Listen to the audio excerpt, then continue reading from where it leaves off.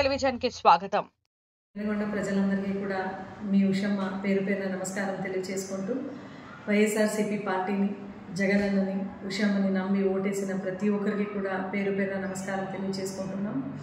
2019 నుంచి 2024 వరకు గవర్నమెంట్లో అత్యున్నత పరిపాలన మనం అందించడం, మహిళా సాధికారత, రైతులకు, పిల్లలకు, యువతలకు అందరికీ కూడా మంచి పరిపాలన అందించడం. ఈ మహిళా సాధికారత వైపు కూడా మన ప్రభుత్వం బాగానే అడుగు వేసింది. అయితే ఈరోజు పెనుగొండలో ఓడిపోయినాం, అన్యాయం జరిగింది అని చెప్పడానికి ఆధారం లేదు. భగవంతుడు అయితే పైన అన్నీ కూడా చూస్తుంటాడు.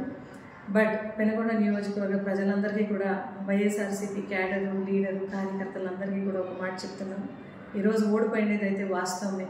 అయితే 40% ఓటు పర్సెంట్ ఏదైతే ఉందో వాళ్ళు మహాకూటమిగా వచ్చినా కూడా అది తగ్గించలేకపోయినారు కూడా. వాళ్ళు ఎక్కడైతే ఓడిపోయినామో అక్కడి నుంచి మళ్ళీ బౌన్స్ బ్యాక్ అవుతాము. ఇది నేనైతే ఎండ్ అనుకోవడం లేదు. ఇప్పుడు this is the beginning of a new chapter అని చెప్తున్నాం. ఖచ్చితంగా పెనుగొండ ప్రజల తరపున, క్యాడర్ల తరపున, కార్యకర్తల తరపున మీ ఉషమ్మ ఎల్లప్పుడూ ఉంటుంది. మీకోసం పోరాటం చేస్తాం.